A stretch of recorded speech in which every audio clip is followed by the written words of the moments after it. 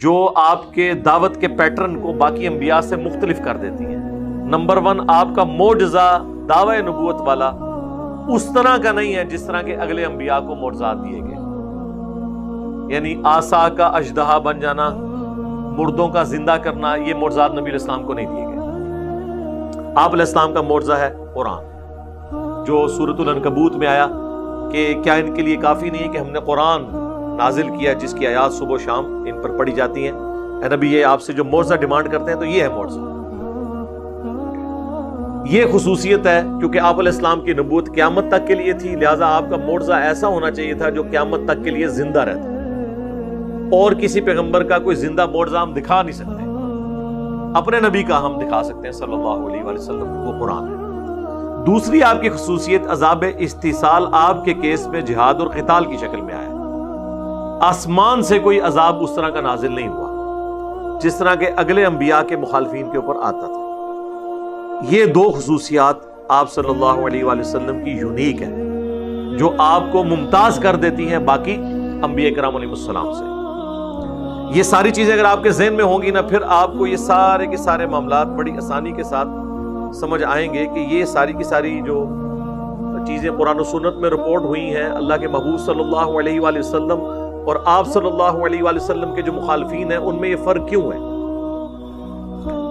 سورۃ الاعراف جو ہے جی، اس میں اللہ تبارک و تعالیٰ نے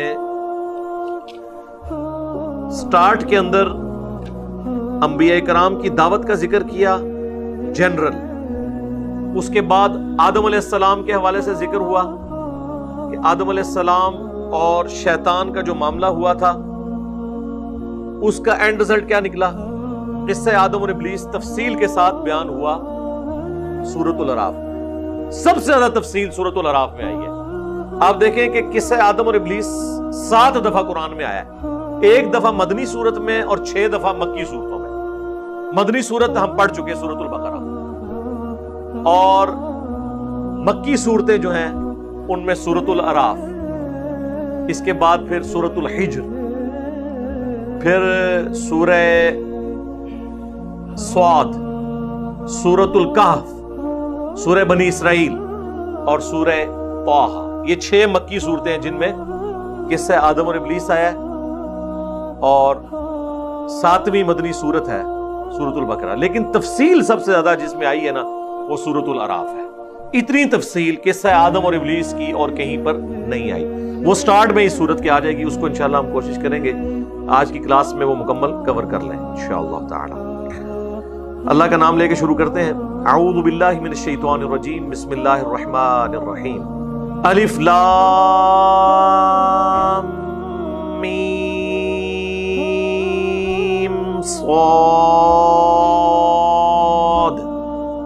یہ اس کی پروننسیشن ہے، یعنی ایٹ لیسٹ آپ نے کم از کم جو ہے نا وہ 5 الف تک اس کو کھینچنا ہے، کیونکہ یہ بڑی مد ہے، حروف مقطعات ہیں جو اللہ اور اس کے محبوب صلی اللہ علیہ وآلہ وسلم کے درمیان ایک راز کے طور پہ وہ سورۃ البقرہ کے آغاز میں، اور قرآن کے جو پہلے 6 لیکچرز جس میں میں نے 40 پوائنٹس کور کیے تھے ان میں اس ٹاپک کو ڈسکس کر چکا ہوں۔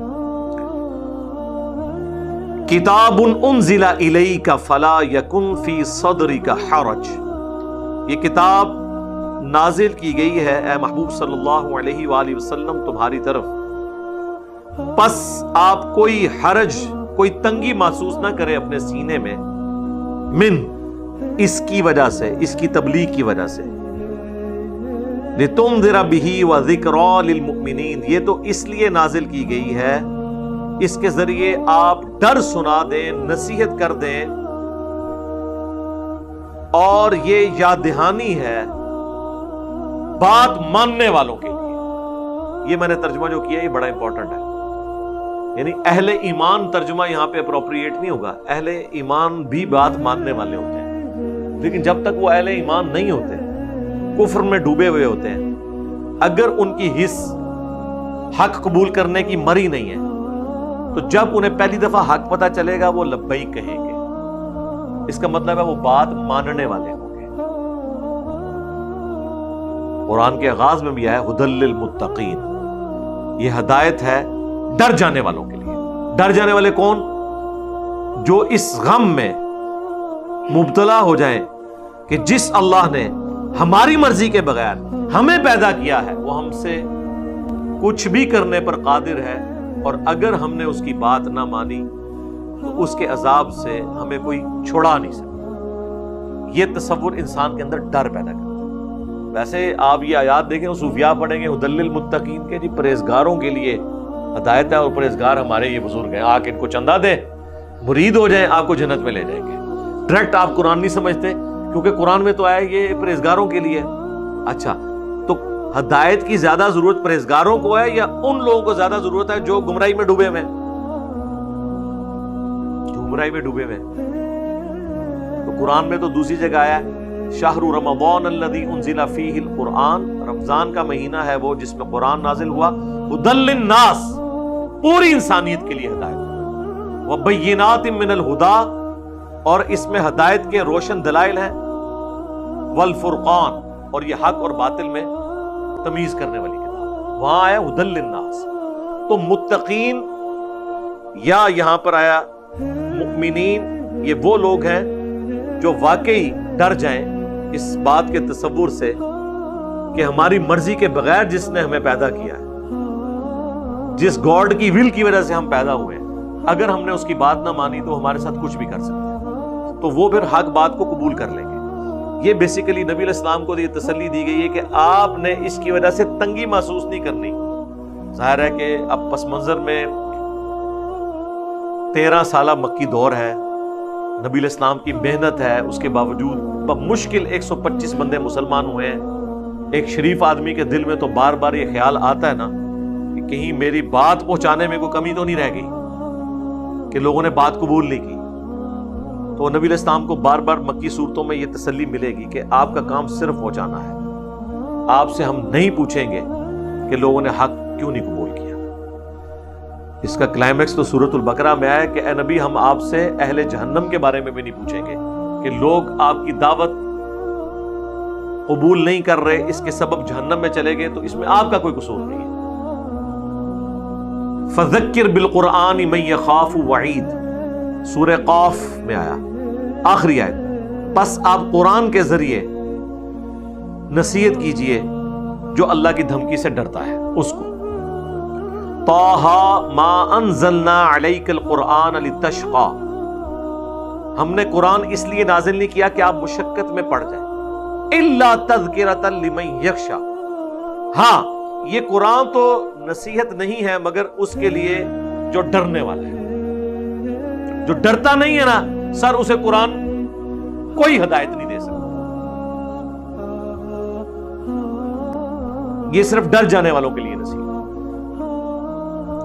فَلَعَلَّكَ بَاخِعٌ نَفْسَكَ عَلَىٰ آثَارِهِمْ إِن لَّمْ يُؤْمِنُوا بِهَٰذَا الْحَدِيثِ أَسَفًا، تو کیا تم اپنی جان کو اس غم سے ہلاک کر لو گے اپنے آپ کو کہ لوگ اس کتاب کے اوپر ایمان نہیں لاتے؟ آپ کا کام کیا ہے؟ وَمَا عَلَيْنَا إِلَّا الْبَلَاغُ، بس۔ اور آپ دیکھیں اس میں 2 دفعہ یہ چیز ذکر ہوئی ہے کہ یہ نصیحت ہے اور ڈر سنانا ہے، یہاں خوشخبری کا ذکر نہیں ہوا، کیونکہ ڈومیننٹ جو پہلو ہے قرآن کا وہ تذکیر ہے، جو اس سے پہلی صورت میں بھی آیا وَأُوحِيَ إِلَيَّ هَٰذَا الْقُرْآنُ لِأُنذِرَكُم بِهِ وَمَن بَلَغَ، اے نبی تم فرماؤ قرآن میری طرف اس لیے وحی کیا گیا تاکہ اس کے ذریعے میں تمہیں بھی ڈر سنا دوں اور جس تک یہ بات پہنچے۔ ڈر کے بغیر چینج نہیں آتی جی، سیدھی سی بات ہے۔ آج اللہ کی طرف سے یہ اناؤنسمنٹ ہو جائے نا، یہ بالفرض ہے کہ جو میرے تابع فرمان ہوں، میرے پیغمبر کے ماننے والے ہوں صلی اللہ علیہ وآلہ وسلم، انہیں جنت ملے گی، اور نافرمانوں کے لیے جہنم تو نہیں ہے لیکن جنت نہیں میں دوں گا۔ پھر تسی تک لو کہ کام الٹ ہوتا ہے، سارے یہ جہنم کے ڈر کی وجہ سے ہی لوگ اللہ کی طرف مائل ہے نا۔ تو یہ جہنم کا ڈر، اس کی تلوار نہ لٹکی بھی ہو تو صرف آخرت اور جنت کی خوشخبریاں سنانے سے کسی کو کوئی فرق نہیں پڑتا۔ اتبعوا ما انزل الیکم من ربکم، اے لوگو اتباع کرو اس کی جو تمہاری طرف نازل ہوا ہے تمہارے رب کی طرف سے، یعنی قرآن اور سنت، اسی کی ایکسپلینیشن۔ وَلَا تَتَّبِعُوا مِن دُونِهِ أَوْلِيَاءَ، اور مت پیروی کرو اللہ کو چھوڑ کر اولیاء کرام کی. یہی لکھے نا، اور کیا لکھے؟ یہ اولیاء اللہ کا ذکر نہیں ہے، یہ شیاطین کے اولیاء کا ذکر.